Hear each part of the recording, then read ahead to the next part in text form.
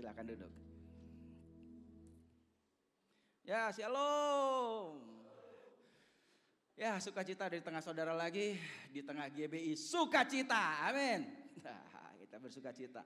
Ya, temanya hari ini adalah living with a purpose. Bahwa saudara perlu tahu bahwa hidup ini selalu punya tujuan. Hidup ini selalu punya tujuan. Kok ini belum jalan? Oke. Dan kita percaya bahwa I believe God has a purpose for my life. Kita percaya bahwa Tuhan punya tujuan atas hidupku. Saya mau kita sama-sama deklarasi dulu, deklarasi sebelum kita mulai. Jadi katakan sama-sama, aku percaya Tuhan punya tujuan atas hidupku. 1, 2, 3. Aku percaya Tuhan punya tujuan atas hidupku. Sekali lagi kita katakan 1, 2, 3. Aku percaya Tuhan punya tujuan atas hidupku. Jadi kalau hari ini saudara hidup, Tuhan punya tujuan atas hidup saudara. Makanya kenapa hari ini saudara hidup. Itulah Tuhan punya tujuan atas hidup kita. Kok ini masih belum bisa diklik. Nah, kelewat. Mundur dikit. Dan saya mau kasih tahu saudara bahwa in God there are no coincidences, only purposes. Di dalam Tuhan itu tidak ada hal yang kebetulan. Kebetulan ya, saya bisa kuliah di ITHB. Kebetulan soalnya ditawarin ada beasiswa. Kebetulan saya ke Bandung. Kebetulan ini saya tinggal dekat sini kosnya. Kebetulan hari ini saudara ikut ibadah. Tidak ada kebetulan dalam hidup kita. Yang ada adalah tujuan. Tadi di awal dibilang bahwa kita tahu bahwa Tuhan punya tujuan atas hidup kita. Jadi hari ini saudara bisa dengar firman hari ini karena Tuhan punya tujuan atas hidup saudara. Bahkan saudara kuliah di tempat ini, tinggal di tempat ini, ada sampai hari ini karena Tuhan punya tujuan atas hidup saudara. Nah, saya mau kasih satu cerita dulu dalam firman Tuhan. Itu ada cerita tentang Musa. Gak mau jalan. Nah, Musa di Israel, kita tahu sama-sama Israel itu pertama kali Yusuf masuk ke Israel. Dan dia jadi orang nomor 2 di bawah Firaun di situ. Dan kemudian dia jadi pemimpin di situ, dia bawa semua orang Israel masuk ke Mesir. Tapi kemudian orangnya tambah banyak. Sampai akhirnya Firaun yang dulu tahu jasanya Yusuf berganti. Dan mereka mulai lihat kenapa ini bangsa Israel kok tambah banyak. Lama-lama kita bangsa Mesir jadi bangsa Israel ini di Mesir. Karena lebih banyak. Akhirnya dipikir gimana caranya supaya nggak tambah banyak lagi. Akhirnya dibikinlah kerja paksa. Kenapa? Mungkin dengan kerja paksa mereka sibuk. Sampai nggak sempat bikin anak tambah itu. Dan banyak yang meninggal juga. Jadi itulah strateginya. Singkat cerita akhirnya, ternyata masih tetap tambah banyak. Sampai akhirnya ada satu perintah kalau bisa dibilang itu. Dari Firaun. Dan perintahnya begitu mengerikan. Karena perintahnya bilang apa? Lalu Firaun memberi perintah kepada seluruh rakyatnya. Jadi ini perintah untuk seluruh rakyat. Perintahnya apa? Lemparkanlah segala anak laki-laki yang lahir bagi orang Ibrani ke dalam sungai Nil. Tetapi segala anak perempuan biarkanlah hidup. Perintahnya kepada seluruh rakyat Mesir katanya. Kalau kamu lihat ada orang Ibrani melahirkan dan itu ada anak laki-laki, lempar aja buang. Ini perintah, jadi wajib. Jadi semua rakyat Mesir, begitu lihat orang Ibrani ada lahir anak laki-laki, mereka tinggal ambil dan lempar. Begitu sadisnya Firaun. Yang ada adalah sekarang semua ibu-ibu, orang Israel jadi takut. Karena kalau punya anak, tadi kalau anak perempuan boleh, tapi anak laki-laki disuruh lempar. Nah, di tengah itulah semua, lahirlah seorang anak laki-laki. Seorang laki-laki dari keluarga Lewi kawin dengan seorang perempuan Lewi. Jadi Musa adalah keturunan Lewi. Lalu mengandunglah ia dan melahirkan seorang anak laki-laki. Ketika dilihatnya bahwa anak itu cantik, elok. Disembunyikannya 3 bulan lamanya. Tetapi ia tidak dapat menyembunyikannya lebih lama lagi. Sebab itu diambilnya sebuah peti pandan, dipakalnya dengan gala-gala dan ter, diletakkannya bayi itu di dalamnya, dan ditaruhnya peti itu di tengah-tengah teberau di tepi sungai Nil. Ditaruhnya peti itu di tengah-tengah teberau, di tengah-tengah sungai Nil. Saudara bisa bayangkan, mungkin kita baca biasa aja simple ya gitu. Tapi kalau saudara tahu sungai Nil seperti apa, aduh ini sayang sekali harusnya 2-3 minggu lagi saya pergi ke Israel. Tapi perang Israelnya batal, tadinya mau ke Mesir juga. Tapi saya udah berapa kali ke Mesir, jadi saya tahu sungai Nil itu seperti apa lebarnya. Sungai Nil bukan kayak sungai Cikapundung di sini, yang lebarnya cuma segitu, bisa lewatin. Sungai Nil itu lebar.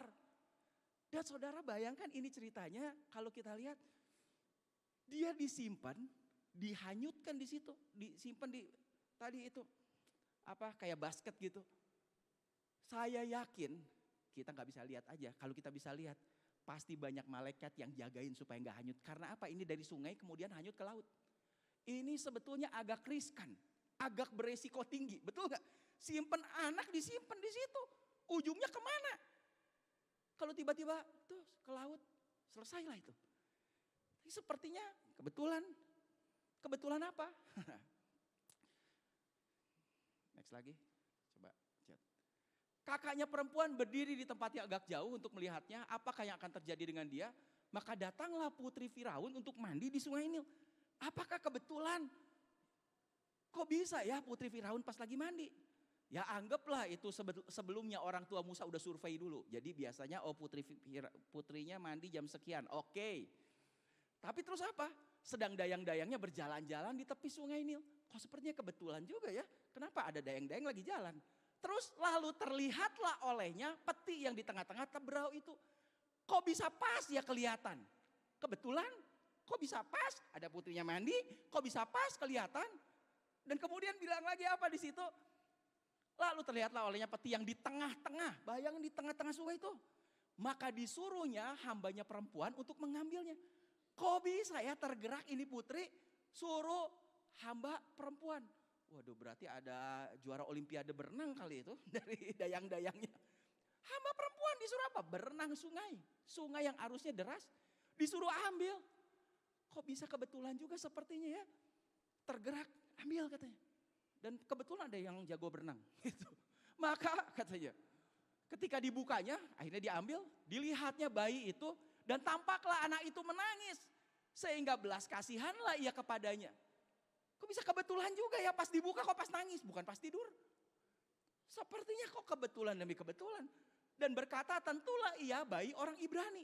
Dan tadi ada aturan dari raja sendiri. Bahwa kalau lihat ada bayi orang Ibrani laki-laki. Suruh dilempar. Lempar balik ke sungai Nil. Jadi waktu dibuka sama dayang-dayangnya. Bayi laki-laki katanya. Tapi kok bisa pas nangis? Makanya muncul di situ apa? Belas kasihan. Ini putri raja sendiri. Kok sepertinya bisa kebetulan demi kebetulan. Tapi tadi di awal saya kasih tahu bahwa tidak ada kebetulan dalam hidup kita.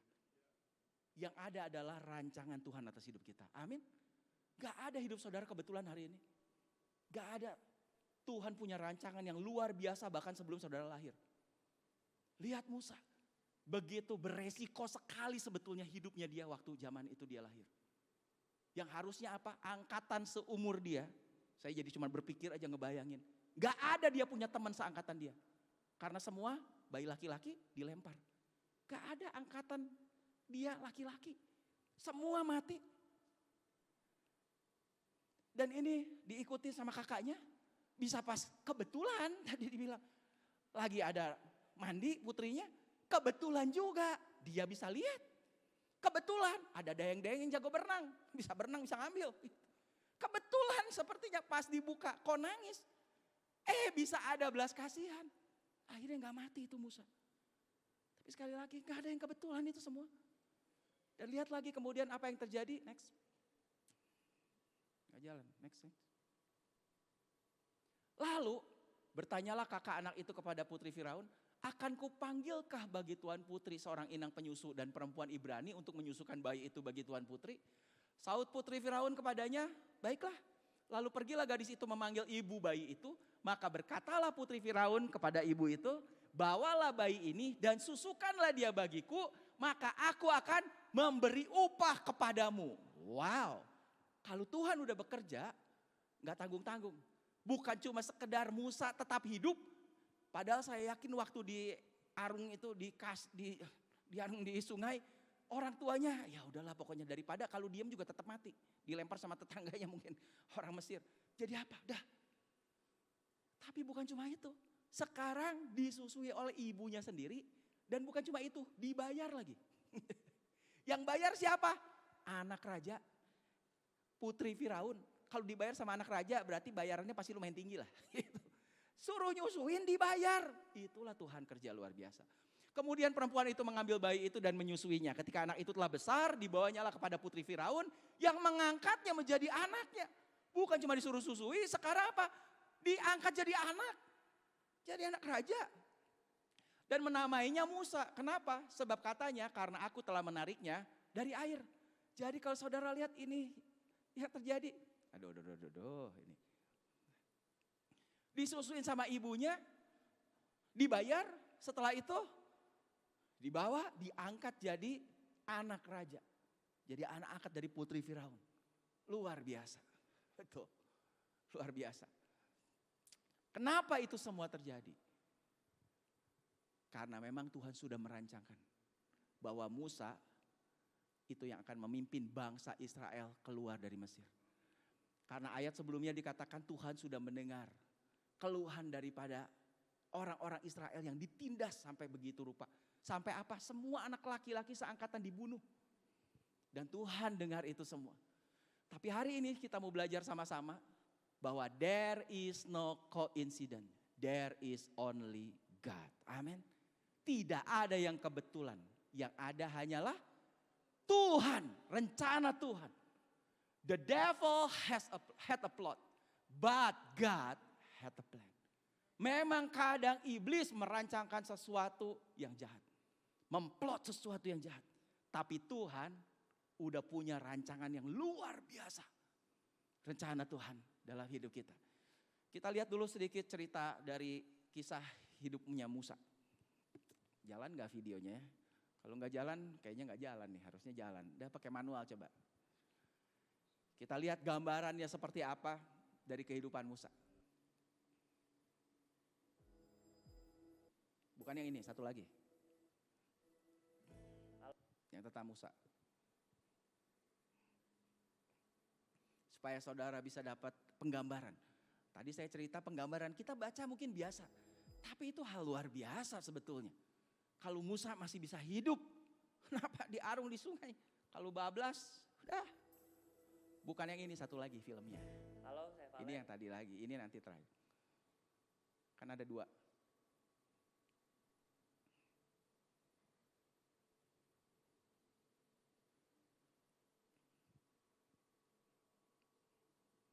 Semoga bisa jalan.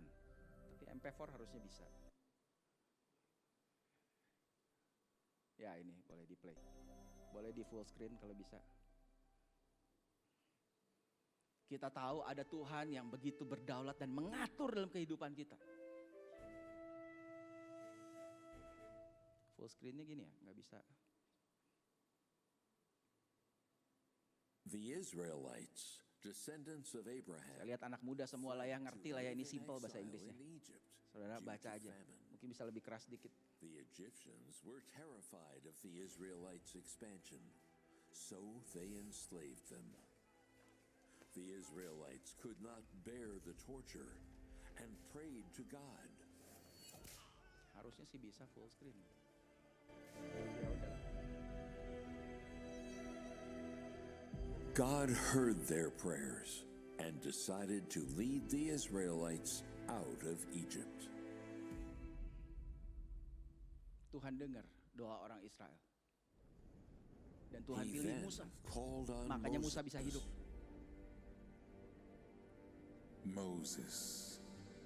Now therefore, behold, the cry of the children of Israel is come to me, and I have also seen the oppression with which the Egyptians oppress them. Come now therefore, Dan dia melihat I will semak send you belukar to yang menyala Pharaoh, tadi. Dan di that you situ may ada bring Tuhan forth my yang people, berkata the children of Israel, bahwa Musa sudah out of ditetapkan Egypt. untuk bawa bangsa Israel keluar dari Mesir. Dari perbudakan itu. Moses went to see the Egyptian Pharaoh with God's command. But the Pharaoh would not agree to release the Israelites. The stubborn Pharaoh did Sampai 10 not tulah give kita in tahu ceritanya. until God unleashed 10 plagues. The Israelites finally departed from Egypt under God's guidance. Dan akhirnya bangsa Israel keluar dari Mesir sekitar 3 juta orang. 3 juta itu banyak tuh. Tapi diperhadapkan pada Laut Merah di depan. Dan di belakang tentara Mesir akhirnya sadar dan akhirnya mereka mengejar lagi.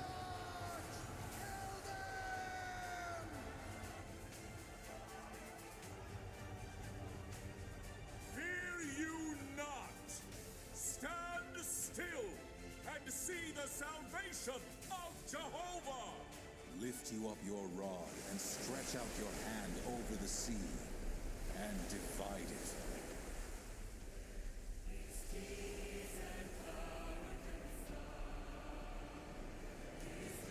Dan menurut saya ini mujizat terbesar yang pernah terjadi di dunia. Laut Merah bisa dibelah dan ditahan sampai 3 juta orang lewat. Luar biasa ini. Dan mungkin ini nggak terjadi cuma 1-2 jam. 3 juta lewat itu lama. Mungkin bisa 1 hari kali ditahan.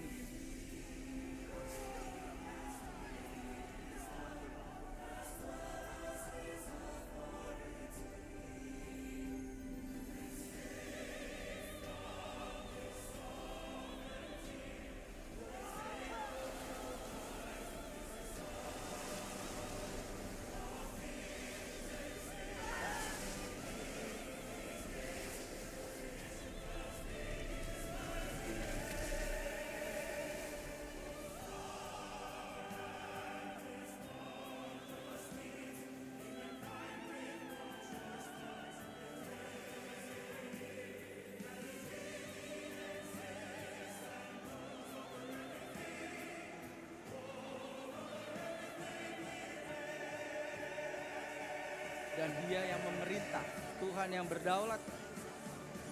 Dia punya rencana.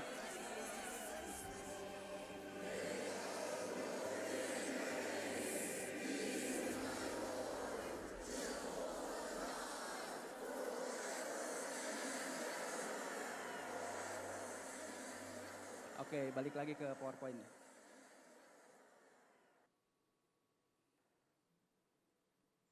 Close dulu. Tutup aja biar nggak berat, kan nggak diputar lagi. Oke, balik PowerPoint.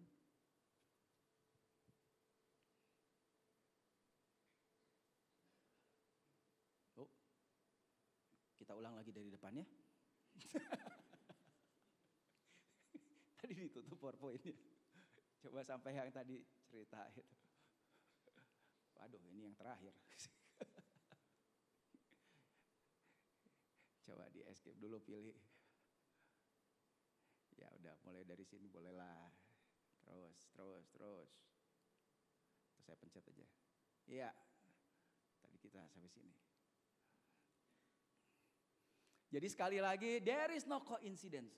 There is only God. Nggak ada yang namanya kebetulan. Semua karena Tuhan. Iblis selalu punya rancangan yang jahat. Devil namanya juga, iblis, si jahat.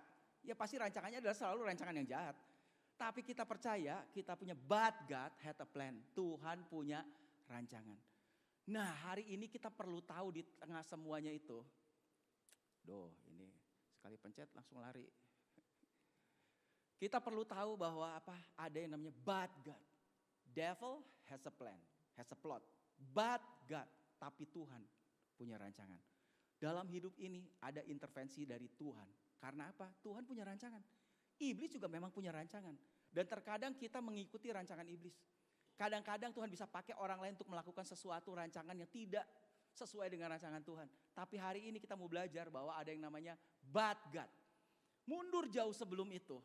Bagaimana bangsa Israel bisa ada di Mesir karena Yusuf. Dan itu sudah dikatakan oleh Yusuf di Kejadian 50 ayat 20. Memang kamu telah mereka-rekakan yang jahat terhadap aku. Tetapi Allah telah mereka-rekakannya untuk kebaikan. Dengan maksud melakukan seperti yang terjadi sekarang ini, yakni memelihara hidup suatu bangsa yang besar. Di situ dibilang apa? Ada kata ini gak bisa jalan. Nah, ada kata tapi Tuhan. Iblis mereka-reka yang jahat, tapi Tuhan. Tapi Allah, but God. Tapi Tuhan selalu merancangkan yang baik. Iblis memang selalu yang jahat, karena tadi saya bilang apa ya, memang dia si jahat gitu. Rancangannya selalu rancangan yang jahat, gak bisa dipencet. Tapi Tuhan, dan tapi Tuhan menyertai Yusuf. Inilah tapi Tuhan. Di Kejadian 39 lalu Yusuf ditangkap. Sebelumnya itu dia dijual, setelah itu apa? Dia ditangkap oleh tuannya, dia dimasukkan ke dalam penjara. Tetapi tahanan-tahanan raja dikurung. Demikianlah Yusuf dipenjarakan di sana. Dan dipikir kalau Yusuf sudah masuk ke penjara, selesailah masalah. Selesai, kenapa? Karena dia masuk di situ pasti gak diadili. Jadi kalau ditanya kira-kira Yusuf divonis berapa tahun ya? Menurut saya seumur hidup sampai mati dia ada di situ. Kenapa? Dia bukan orang Mesir, dia cuma seorang budak. Dia ada di penjara sekarang, the end, selesai. Buat iblis tepuk tangan. Nah, tidak ada nanti yang bakal bikin keluar dari Mesir itu. Tapi Tuhan, ada kata, but God, but the Lord. Menyertai Yusuf di tengah itu semua. Dia di penjara, Tuhan menyertai Yusuf dan melimpahkan kasih setianya kepadanya dan buat Yusuf kesayangan bagi kepala penjara. Kalau sebagian orang bilang prison is not dead, is a dead end. Buat Yusuf enggak tuh. Kenapa?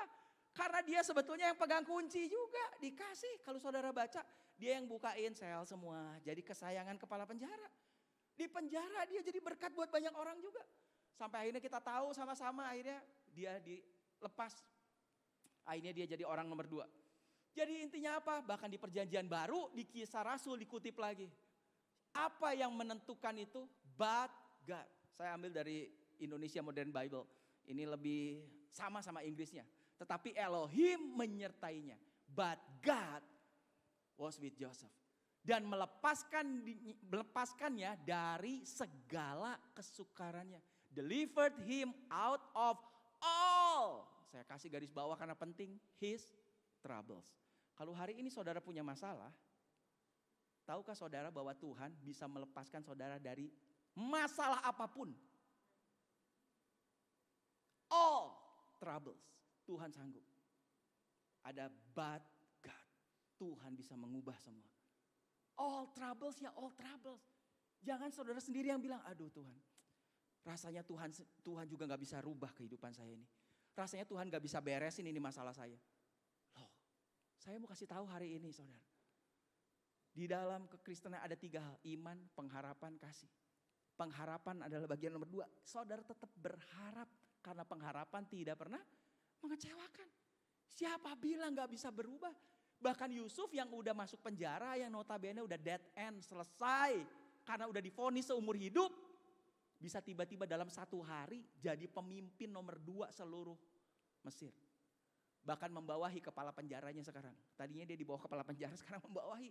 Bahkan membawahi Potifar juga yang masukin dia ke penjara. Tuhan bisa mengubah, kita punya Tuhan yang tidak ada yang mustahil. Amin. Tuhan bisa melepaskan dari segala kesukarannya. Dan bahkan apa? And gave him favor and wisdom. Dia memberi kepadanya anugerah dan hikmat. Kasih karunia-Nya dia kasih dalam hidup kita. Makanya dalam kehidupan ini saudara perlu tahu ada yang namanya but God. Apa itu but God? But God itu adalah seperti backspace. Kalau saudara lagi ngetik, salah ketik. Kemudian apa? Mundur. Backspace. Dalam kehidupan, jangan berpikir bahwa fatalis kehidupan saudara. Ya udahlah, apa boleh buat, tapi sudah keburu salah begini-begini. Tapi kita punya Tuhan. Sepertinya backspace, but God itu. When God backspace on the period and make it a comma.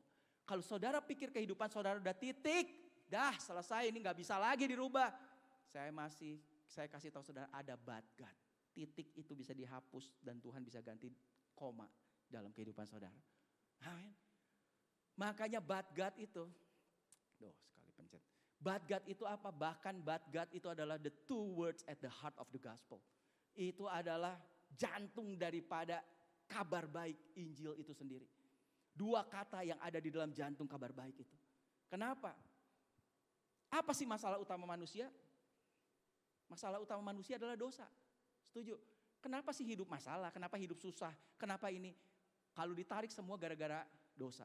Sebelum dosa ada, manusia hidup begitu enak, begitu nyaman di Taman Eden.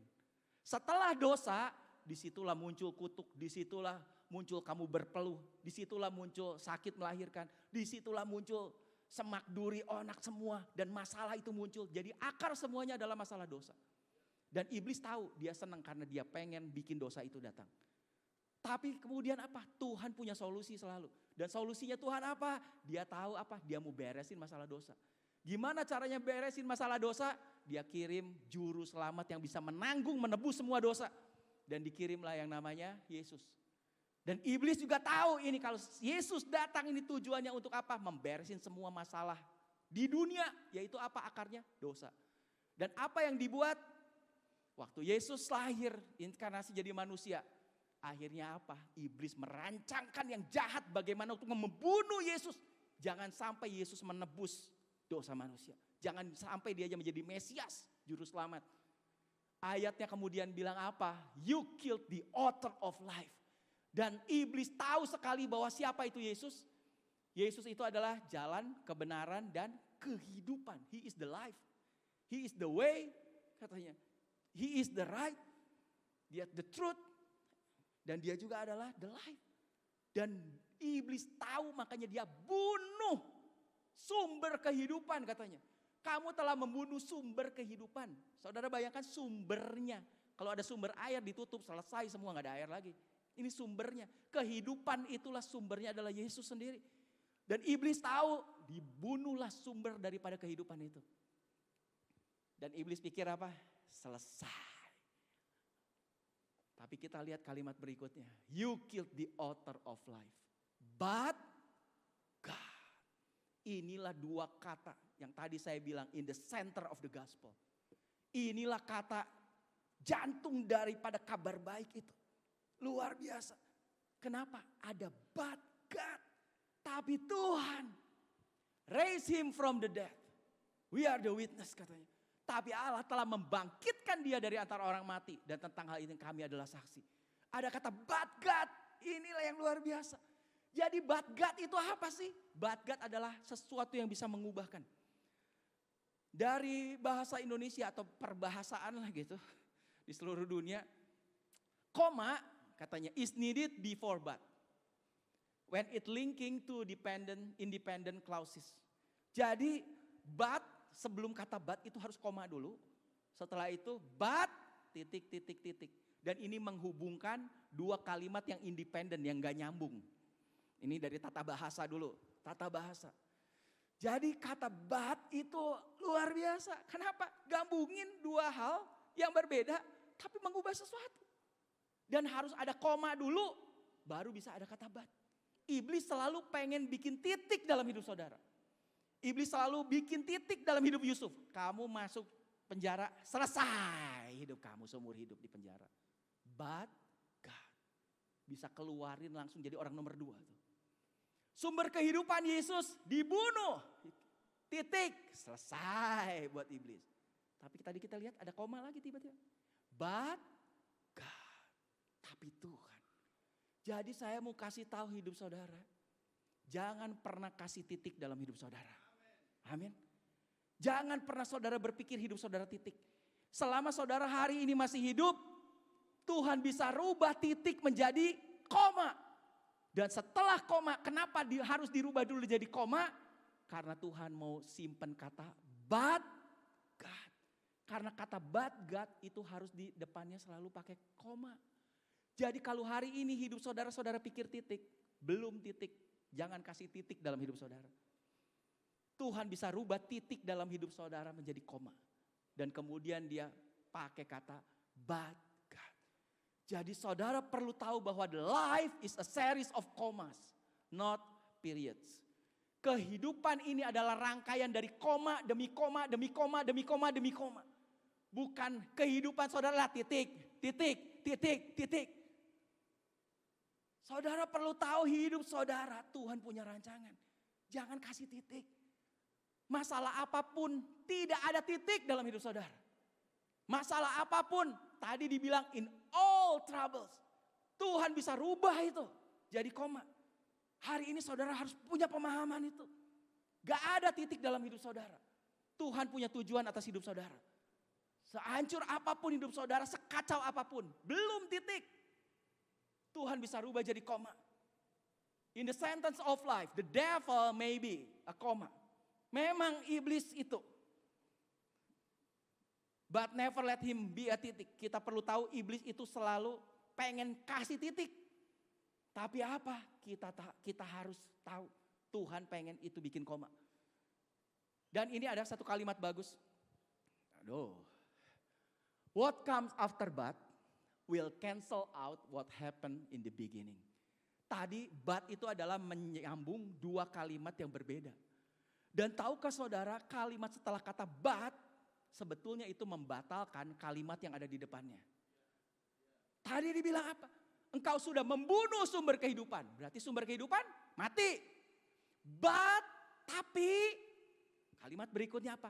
Tuhan sudah membangkitkannya dari kematian. Berarti mati atau bangkit? Bangkit.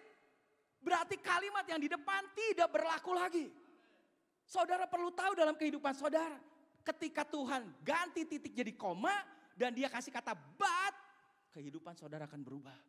Karena yang depan itu tidak ada urusannya lagi. Yang hari ini akan terjadi adalah apa yang Tuhan lakukan dalam hidup saudara. Karena but God. Tapi Tuhan, tapi Tuhan, tapi Tuhan, tapi Tuhan. Dalam kehidupan ini adalah rangkaian tapi Tuhan. Dan yang di depan dibatal semua. Ada tapi Tuhan yang mengubahkan seluruhnya kehidupan kita. But God katanya ini. The world has stepped in sin. Tadi saya cerita. Dunia sudah jatuh dalam dosa, but God sent a savior. Berarti apa? Gak ada masalah itu karena juru selamat sudah ada. The world followed and failed to listen and fell away. But God was faithful. Dunia memang gak mau dengerin Tuhan, gagal untuk ikutin jalannya Tuhan. Tapi Tuhan, sekalipun kita kadang ngikutin dunia, tapi Tuhan adalah Tuhan yang setia dalam hidup kita. Amin. The world rush on the white path of destruction. Dunia sedang berbondong-bondong dengan bersegera kepada apa kehancuran dunia ini. Ini perang mulai terjadi segala macam. But God gave us the way. Selalu ada jalan karena dia adalah jalan itu sendiri. Jesus is the way. Dia kasih, but God. The world kill our savior, bahkan ini yang tadi. But God raised him from the dead. Tapi Tuhan bangkitin lagi. He is risen in it. Dan saudara perlu tahu hari ini, kalau sekarang Tuhan udah bangkit, bahkan dia tinggal di dalam kita. Dan kalau dia tinggal di dalam kita, apa efeknya? Sebab itu, ini menurut Roma 8, apakah yang akan kita katakan tentang semuanya itu? Jika Allah di pihak kita, siapa yang dapat lawan kita katanya? Iblis coba lawan kita, tapi Tuhan bersama kita. Dia akan rubah semua titik permasalahan jadi koma. But God, kemudian Tuhan lakukan sesuatu. Ia yang tidak menyayangkan anaknya sendiri, tetapi yang menyerahkannya bagi kita semua. Bagaimana mungkin ia tidak mengaruniakan segala sesuatu kepada kita bersama-sama dengan dia. Kalau kita terima Yesus, Tuhan mengaruniakan segala sesuatu bersama dengan Yesus. Kalau sekarang kita udah terima dia, berarti segala sesuatu sudah ada bersama kita. Karena itu jangan khawatir. No one can block the blessing that God has for you. Amin. Jangan khawatir, gak ada siapapun juga yang bisa memblok berkat Tuhan yang Tuhan sudah sediakan dalam hidup kita. Gak ada itu. Karena tadi apa? Bersama Yesus kita terima segala sesuatu. Semua hal. Saudara sudah terima semua berkat. Saudara mungkin hari ini belum lihat. Tapi percayalah Tuhan punya rancangan atas hidup saudara. Gak ada yang bisa gagalkan. Sekalipun iblis sekali lagi selalu berusaha untuk menggagalkan.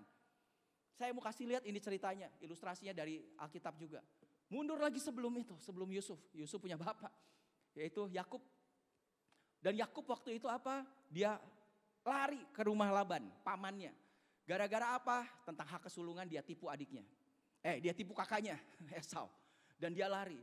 Singkat cerita akhirnya di situ Laban dia punya 2 anak. Lea dan Rahel. Dan kemudian dia tertarik dengan Rahel. Karena lebih cantik. Jadi dia bilang saya pengen menikah dengan anaknya pamannya ini. Rahel. Kata pamannya boleh kamu kerja 7 tahun. Singkat cerita dia kerja 7 tahun. Dan waktu pernikahan kaget besoknya. Karena dia lihat yang dikasih bukan Rahel tapi Lea. Tapi udah nanggung. Jadi gimana saya pokoknya pengen Lea. Boleh kerja lagi 7 tahun saya kasih langsung Rahel. Tapi kamu kerja lagi 7 tahun. Oke 14 tahun dia kerja. Singkat cerita. Dan setelah itu apa saudara tahu selama 14 tahun itu sepertinya enak kerjanya. Akhirnya sempat dicatat bahwa Yakub ini ngeluh. Gitu. Yakub ngeluh sama anaknya Laban. Jadi sama istrinya sendiri. Karena apa? Waktu dia mau pulang aja hartanya gak boleh dibawa. Kata Laban. Bahkan dia bilang apa kayak gini. Juga kamu sendiri tahu bahwa aku telah bekerja sekuat-kuatku pada ayahmu. Pada mertuanya sendiri maksudnya gitu. Tetapi ayahmu telah berlaku curang kepadaku. Dan telah berapa kali? 10 kali mengubah upahku. Oh bayangkan. Siapa Yakub? Nama arti kata Yakub adalah si penipu. Ternyata dia ketemu suhunya penipu. 10 kali ditipu, bayangin. Bukan sekali 2 kali, orang ketipu ya sekali 2 kali 3 kali 4 kali 5 kali ya masih wajar ya. Ini 10 kali. Kita bilang seorang penipu namanya ya penipu, ketemu suhunya penipu 10 kali ditipu katanya. Setelah 10 kali mengubah berlaku curang, mengubah upahku katanya. Tapi terus ada kalimat di situ apa? But God. Orang boleh nipu kita, orang boleh jahatin kita, iblis boleh merancangkan sesuatu yang jahat. But God. Tapi Tuhan did not permit him to harm me. Tidak akan pernah membiarkan dia berbuat jahat kepadaku. Amin. Tapi kita tipu tuh 10 kali. Tapi kita lihat nih. Tipunya apa? Karena dirubah-rubah terus itu katanya. Apa wagesnya, upahnya. Dasar ini mertua kurang ajar memang. Udah kerja 14 tahun dirubah terus. Pertama bilang apa? Oke, kamu gembalain ya dombanya. Nanti kalau ada yang lahir warna hitam boleh buat kamu. Karena biasa domba warnanya putih kan. Gak tuh yang lahir hitam semua. Waduh kata Laban ini gimana. Oh mulai sekarang enggak.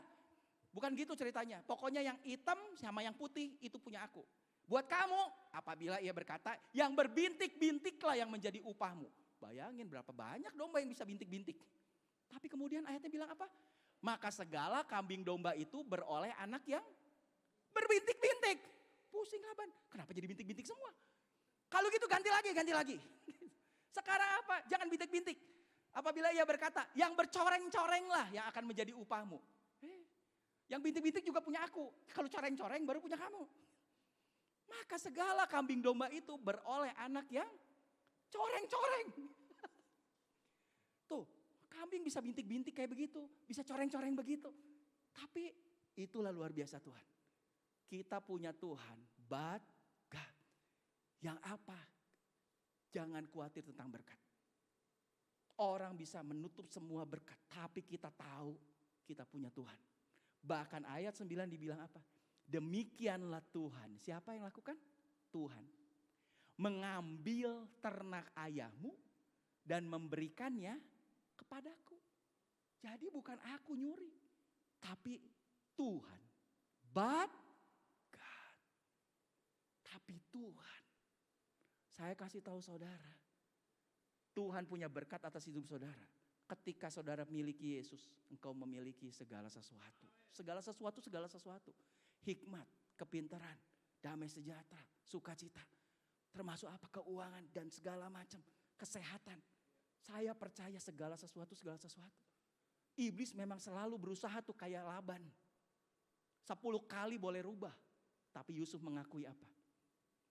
Tuhan yang mengambil ternak ayahmu dan memberikannya kepadaku. But God bisa lakukan hal yang sepertinya mustahil. Dikasih tahu bintik-bintik, semua lahirnya bintik-bintik. Dikasih tahu sekarang punya kamu yang coreng-coreng, lahirnya semua coreng-coreng. Luar biasa. Jangan khawatir dalam hidup ini. Makanya berkat itu kita percaya datang dari Tuhan. Di Bilangan 6, ini yang biasa di doa penutup meskipun belum doa berkat. Tapi saya memberkati saudara. Tuhan memberkati engkau dan melindungi engkau. Sedikit yang amin. Tuhan memberkati dan melindungi engkau. Tuhan menyinari engkau dengan wajahnya. Dan memberi engkau kasih karunia. Tuhan menghadapkan wajahnya kepadamu. Dan memberi engkau damai sejahtera. Amin. Beri kemuliaan buat Tuhan. Boleh. Jadi apa? Tuhan memberkati engkau. Siapa yang berkati kita? Tuhan. Dan sekali lagi, God has a purpose. Dia udah tahu berkat saudara seperti apa. Ada yang bisa ngalangin? Ada mungkin. Jangan khawatir, kita punya Tuhan. Tentang urusan berkat. Next. Oh, ininya merah soalnya kayaknya nggak connect nih. Ada cerita lagi, kira-kira ini cerita siapa ya? Saya ambil cerita-cerita di Alkitab hari ini. Ada yang tahu? Saul dan Daud. Tuh Saul di sana tuh. Daud lagi sembunyi tuh. Kenapa Daud bisa sembunyi? Padahal ini Daud sudah diurapi menjadi raja. Tuhan punya rancangan berarti untuk jadi raja. Dan memang puncak kejayaan Israel adalah ketika Daud jadi raja. Dan iblis juga tahu karena Alkitab sudah bernubuat bahwa seorang Mesias akan lahir dari tunas Daud. Jadi begitu Daud muncul dan diurapi oleh Samuel menjadi raja, iblis tahu inilah orangnya yang nanti keturunannya akan melahirkan Mesias. Yesus adalah tunas Daud. Makanya disebut Yesus anak Daud, kasihanilah aku katanya. Dan iblis tahu, makanya sekali lagi, tadi iblis selalu berusaha bunuh. Selesai. Makanya ada ayat bilang kayak begini. Ini saya ambil dari IMB, Indonesia Modern Bible, bahasa terjemahannya. Daud tinggal di padang gurun, di dalam kubu-kubu perlindungan, dan berdiam di pegunungan, di padang gurun. Sip, bayangin tinggalnya di mana? Di padang gurun, di pegunungan, di gua-gua. Kenapa? Karena lihat ayatnya luar biasa. Aduh, ini Saul nih gak ada kerjaan memang. Saul memburunya berapa lama? Sepanjang hidupnya. Kalau saudara baca Saul perang di depan, setelah itu kerjaannya cuman apa? Memburu Daud. Cuman pengen ngebunuh satu orang. Tapi saya tahu kenapa iblislah yang pakai Saul untuk bunuh Daud. Karena tadi saya bilang, karena iblis juga tahu dari keturunan Daud akan lahir Mesias. Mau dibunuh sama iblis selalu. Makanya pakai Saul untuk apa? Memburu sepanjang umur hidup. Saul kerjaannya cuma cari untuk bunuh Daud. Tapi lihat kalimat berikutnya. But God. Kita punya but God. Kita punya Tuhan. Tapi Tuhan dibilang di situ apa? Tidak menyerahkan Daud ke dalam tangannya. Boleh iblis coba-coba. Boleh iblis sudah rancangkan dan dia memang selalu lakukan itu. Tapi jangan khawatir, kita punya but God did not give David into his hand. Padahal Saul memburu sepanjang hidupnya. Berhasil? Tidak berhasil. Kenapa? Kalau Tuhan bilang apa? Daud under God's protection. Karena dia tahu Daud adalah yang sudah diurapi. Dia tahu bahwa Daud punya rancangan Tuhan atas hidupnya. Tuhan punya purpose atas kehidupan Daud. Demikian juga kalau Tuhan punya purpose atas kehidupan saudara. You are under God's protection. Amin. Iblis boleh rancangkan sesuatu yang jelek. Tapi kalau kita ada under God's protection, jangan khawatir tadi dibilang. The Lord is my protector. I will live confidently. Kita akan hidup dengan tenang. Sama seperti ini. Kenapa? Kalau bayi ini kok tidur nyantai ya, dijagain sama singa dari Yehuda. Singa adalah raja daripada semua binatang. Kita dijagai oleh raja di atas segala raja. Siapa yang bisa hancurin protection Tuhan atas hidup kita? Amin. Saya luar biasa lihat Pak Tarigan ini. Pak Bersih Tarigan luar biasa lihat perlindungan Tuhan. Saya sempat lihat juga waktu itu, waduh Pak ada di rumah sakit. Wah sempat kena gini. Lihat hari ini, saya lihat tadi puji-pujian. Siapa yang bisa gagalin? Mungkin iblis berkali-kali coba gagalin tuh. Tapi kalau ada di dalam God's protection, gak usah khawatir. Kita punya but God, punya Tuhan. Makanya ayat yang sangat terkenal. Pencobaan-pencobaan yang kamu alami ialah pencobaan-pencobaan biasa. Dan tidak melebihi kekuatan manusia. But God, kepencet. Is faithful. Kita punya Tuhan yang setia. But God is faithful. Karena itu ia tidak akan membiarkan kamu dicobai melampaui kekuatanmu. Pada waktu kamu dicobai, ia akan memberikan kepadamu jalan keluar. He is the way. Sehingga kamu dapat menanggungnya. Bisa pasti. Jangan kasih titik. Saudara pikir masalahmu selesai, saya gak bisa tanggung. Jangan kasih titik. Hari ini ingat, hapus itu. Karena ada but God akan siap-siap terjadi. Sebelum but God harus koma dulu. Izinkan koma dulu. Dan but God akan lakukan sesuatu dalam hidup saudara. Percaya itu. Jangan pikir memang hidup itu kenapa ya penuh masalah. Memang semua hidup penuh masalah. Bahkan Alkitab udah bilang hal ini. The righteous person may have many troubles. Banyak masalah, banyak kemalangan orang benar. But God, tapi Tuhan melepaskan dia dari semuanya. Delivers him from them. Saya suka kata Kalau semua berarti percaya aja. Ada kesusahan, ada troubles, ada. Bahkan orang benar di sini dibilang, the righteous people, ada troubles, may have many troubles. Tadi saya kasih lihat Yusuf banyak banget masalah sampai masuk penjara. Yakub juga banyak masalah sampai ditipu 10 kali. Bahkan Tuhan kita sendiri Yesus ada masalah. Banyak masalah Yesus juga. Yesus pernah mau dibunuh. Yesus pernah dihantam hampir mati itu di laut. Hampir tenggelam. Bahkan Yesus juga pernah punya masalah ekonomi sepertinya. Kenapa? Dia gak bisa bayar teks. Gak bisa bayar pajak. Sampai akhirnya pajaknya dibayar oleh ikan. Waktu Petrus mancing. Yesus punya masalah juga. Dan Alkitab udah jelas bilang ini. Jadi jangan berpikir saudara hidup, aduh kapan ya masalah selesai. Gak apa-apa. Tapi yang kita tahu satu hal yang pasti. Bahwa tidak ada titik untuk masalah saudara. Itu aja. Masalah boleh datang silakan. Tapi ketika masalah datang kita langsung harus punya. Pemikiran apa? Ini pasti ada komanya. Karena kita punya bad God. Dan bad God selalu bilang bahwa dia akan melepaskannya. Deliver us from them all. Dari segala hal. Percayalah itu.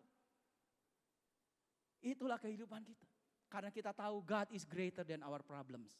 Tuhan itu jauh lebih besar dari semua masalah kita. Whatever you're facing today, remember God is greater. Apapun juga yang kita hadapi hari ini, ketahuilah Tuhan lebih besar daripada segalanya. Bahkan di mana Tuhan? Di dalam saudara. Roh yang ada di dalammu lebih besar dari segala roh yang ada di dunia. Amin. Udah ada itu. Lebih besar. You may have weakness. Ya mungkin kita punya kelemahan sih. Saya juga punya kelemahan. But God has strength. You may have sin. Iya. But God has grace. You may fail. Kita mungkin bisa gagal. Tapi gagal itu bukan berarti titik. Itu koma.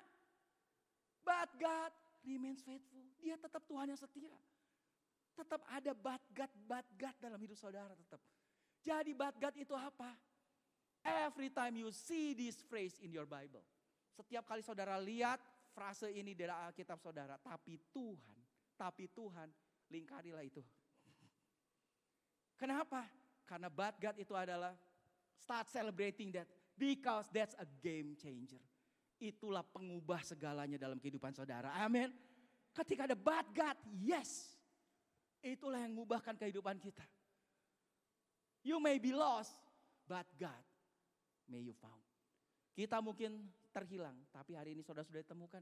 Kita mungkin hancur, tapi Tuhan bisa merestorasi kehidupan kita. Amin. Kita mungkin takut, tapi Tuhan bisa membuat kita aman. Kita mungkin terbelenggu, kita punya keterikatan. Percayalah, tapi Tuhan sanggup membebaskan kita. Kalau hari ini saudara ada di dalam ujian, percayalah, ada dalam pencobaan, but God can deliver that. Tuhan bisa membebaskan kita. Kalau hari ini saudara mungkin malu, percayalah, Tuhan akan membuat kita confidence dan Tuhan bisa angkat kita. Amin. But God changes everything. Tapi Tuhan, but God, itulah yang mengubah segalanya dalam kehidupan kita. Film yang terakhir, yang tadi belum diputar. Ini ada satu kesaksian dari teman saya, mantan anak buah saya di majalah Get Fresh. Dulu kan ada majalah Get Fresh, majalah itu. Dan dia mengalami ini dan dia kesaksian ini tahun 2020 awal, kurang lebih bulan Februari, 1 bulan sebelum pandemi. Be bold and be brave. Belum apa-apa udah langsung udahan. Play, tinggal di play nih, udah di depan. Halo, saya Valen, iCare Fasilitator. Tahun 2019, tahun Jadi yang ini dia cerita kesaksian berat tahun buat saya dan 2020 istri, awal. Karena Sebelum hampir pandemi 1 bulan. semua aspek kehidupan saya diuji sama Tuhan. Saya dalam posisi menunggu.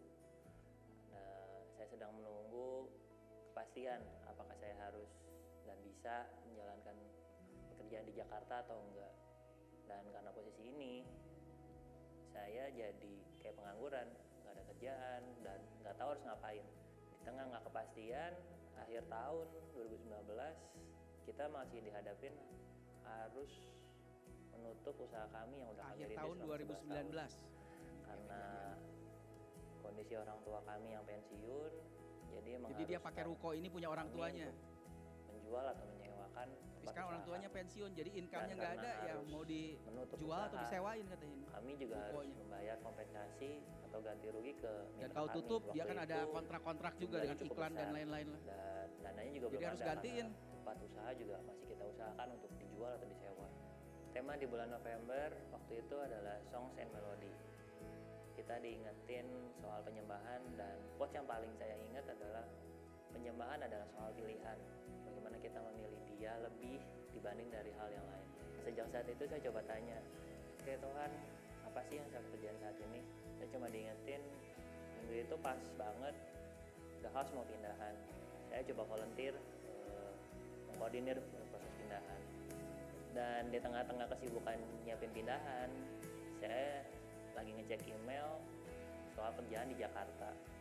Dan ternyata waktu nyortir email, saya terima email dari salah satu media e-sport di luar negeri. Isinya saya dapat hadiah, menang hadiah karena saya ngisi survei. Saya lupa banget saya ngisi surveinya kapan, ngisinya apa juga saya nggak tahu. Jadi alasannya kenapa saya menang juga saya rada bingung. Plus sekarang banyak banget kan email-email spam yang isinya kamu menang ini bla, tapi ya nggak jelas gitu. Dan sejak email terakhir saya benar-benar sibuk dengan proses pindahan. Puji Tuhan pindahan berjalan lancar. Setelah proses hari Minggu, hari Senin kita loading ke Hypersquare, hari Selasa saya baru kembali ke ruko. Dan saat itu istri lagi ngecek rekening biasa untuk bayar supplier harian. Dan dia info, tahu-tahu rekeningnya ada tambahan. Dan kita amazed banget, oh berarti benar hadiahnya. Dan yang surprise lagi buat kita, jumlahnya itu sesuai banget sama jumlah yang kita gumulin untuk bayar ganti rugi ke pihak klien. Kita praise God banget karena once kita setia sama Tuhan, Tuhan benar-benar nggak pernah berutang sama kita, dan Tuhan itu tahu apa yang jadi pergumulan kita. Taste and see that the Lord is good and He is there. Memasuki 2020, sebagian dari kami merasa sedih bahkan menangis karena kehilangan usaha kami yang lama. 2020 Tapi awal. sebagian dari kami juga tetap kuat karena Tuhan sudah mendahului kami di masa depan. Dan kami Dia percaya percaya Tuhan mendahului Tuhan di yang masa mengubah depan. musim kami, Tuhan juga yang akan menyediakan tempat yang terbaik buat kami. Yakobus 1 ayat 5 sampai 6a. Tetapi apabila di antara kamu ada yang kekurangan hikmat, hendaklah ia memintakannya kepada Allah, yang memberikan kepada semua orang dengan murah hati dan dengan tidak membangkit-bangkit, maka hal itu akan diberikan kepadanya. Hendaklah ia memintanya dalam iman dan sama sekali jangan bimbang. He is God, waymaker, miracle worker, promise keeper. Be bold and be brave. Oke, balik ke PowerPoint-nya. Jadi intinya apa? Waktu dia kesaksian ini masih ngambang. Dia nggak tahu gimana kerjaan di Jakarta belum dipanggil katanya. Kemudian dia harus tutup itu, dan bulan 2 itu dikontrakin akhirnya karena harus tutup. Ya orang tuanya udah pensiun, akhirnya dikontrakin. 3 tahun apa 5 tahun begitu. Dan saudara tahu apa kejadiannya? Bulan Maret 2020 pandemi tiba-tiba terjadi. Dan itu ruko udah dikontrakin. Kalau itu rukonya nggak dikontrakin, tetap itu ruko harus tutup, nggak ada income. Dan dia akhirnya ngomong ke saya setelah kesaksian ini, luar biasa ya Tuhan, bahwa Tuhan jauh tahu, lebih tahu daripada apa yang kita tahu. Sepertinya hal yang gak terlalu baik, sepertinya. Dia bilang 11 tahun loh dia ngerintis. Selesai di majalah G-Fresh, dia kerja di situ, dia bikin game cafe kayak gitu. 11 tahun dia rintis usaha, harus tutup, ditutup. Karena orang tuanya pensiun, jadi dia mau pakai rukonya. Buat dia waduh berat. Dan ditutup dengan kesaksiannya sebenarnya cuma apa? Bersyukur aja lah katanya. Kerjaan gak jelas, ini harus ditutup, tapi ya udah bersyukur aja katanya. Jadi kesaksian cuma sampai di situ. Ternyata Tuhan lakukan lebih. Pandemi. Jadi tetap uang udah masuk, sewa udah masuk. Dan sekarang apa?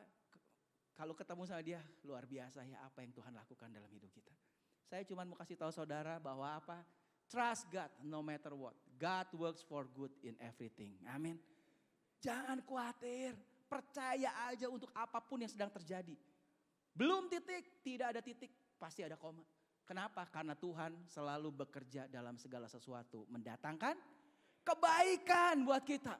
Meskipun kita mungkin awalnya gak ngerti, percayalah kita punya bad God. Tapi Tuhan itulah yang akan changes everything.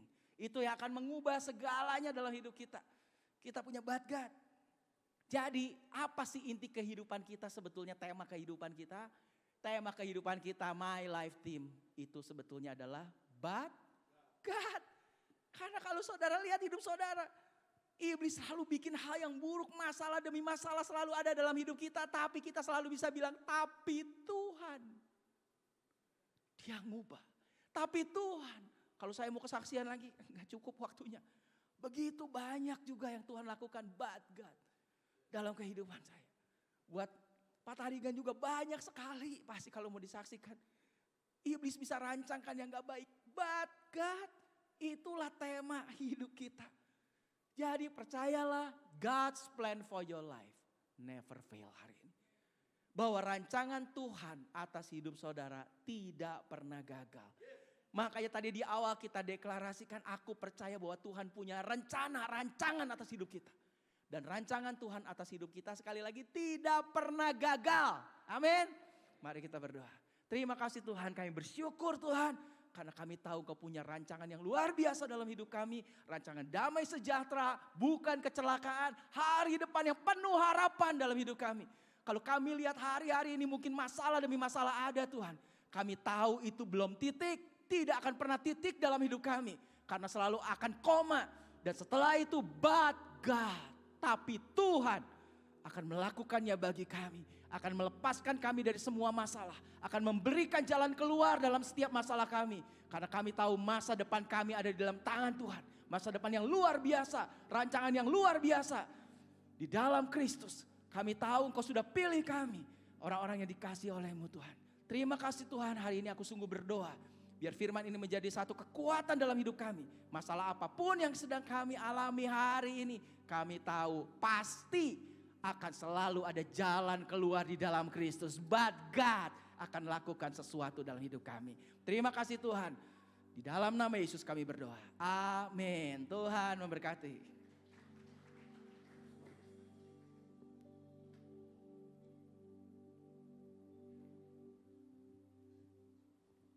Luar biasa. Terima kasih Pak Samuel Lazuri. Saya sangat diberkati ya. Saya kira semua kita pasti ada pergumulan. Kemarin saya melayani, menyampaikan suatu pertemuan keluarga. Mazmur 20 ayat 7 mengatakan, sekarang aku tahu bahwa Tuhanlah yang memberi kemenangan bagi orang berpihaknya. Jadi bagi Tuhan tidak ada yang terlalu sukar. Pastikan ya. Saya pada ulang tahun saya pernikahan ke-50 ada tulisan saya, kesimpulannya bahwa ternyata Tuhan Yesus dapat dipercaya. Jadi Mazmur 37 ayat 5 dan 6, percayalah kepada Tuhan, serahkanlah seluruh hidupmu, Dia akan ambil alih hidupmu, dan apapun pergumulanmu Dia akan rubah menjadi kebaikan. Kita naik ke pujian, kita akan tutup malam pertemuan kita.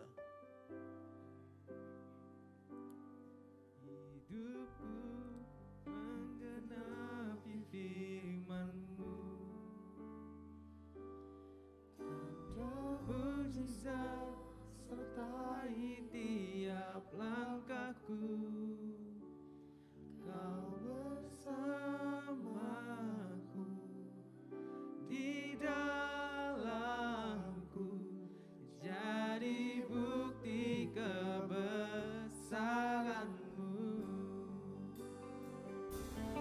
Hidupku menggenapi firman-Mu,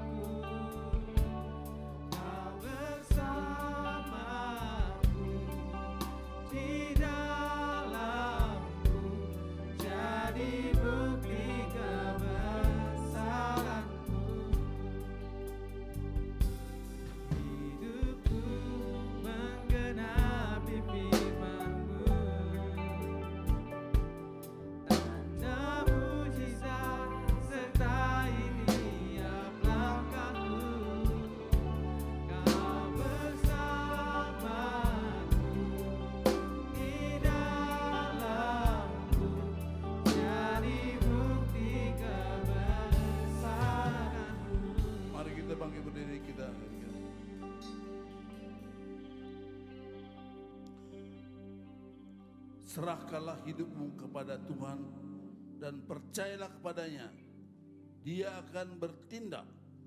Ia akan munculkan kebenaranmu seperti terang dan hakmu seperti siang. Tuhan Yesus, terima kasih hari ini kami mendapat pewahyuan firman-Mu bahwa tetapi Tuhan membela kami. Apapun yang menjadi pergumulan kami punya Tuhan yang membela kami yang tidak pernah gagal. Terima kasih Tuhan, terima kasih bagi hamba-Mu Pak Samuel Azwari yang telah memberkati kami. Urapi dia terus dimanapun boleh menyampaikan firman-Mu, memberkati banyak orang. Terima kasih Tuhan bagi kami semua yang hari ini kami sudah dibangkitkan. Kami akan pulang dengan sukacita karena kami punya Tuhan yang senantiasa membela kami. Tidak ada titik dalam hidup kami, selalu ada koma, dan di dalam Tuhan semua menjadi baik dalam hidup kami. Terima kasih Tuhan. Saudaraku, pulanglah, terimalah berkat Tuhan. Allah marahkan wajahnya kepadamu. Dia mencerahkan segala berkat dari surga. Engkau tidak akan pernah kekurangan, tidak pernah gagal. Di dalam segala hal Tuhan membela engkau. Dia cukup bagimu dan dia tidak pernah gagal. Allah memberikan yang baik dalam hidupmu, dalam rumah tanggamu, usahamu. Percayalah kepadanya. Yesus Kristus, sumber damai sejahtera, dan Roh Kudus, penolong, menyertai engkau dari sekarang sampai Maranatha. Haleluya. Amin. Selamat hari Minggu, Tuhan berkati.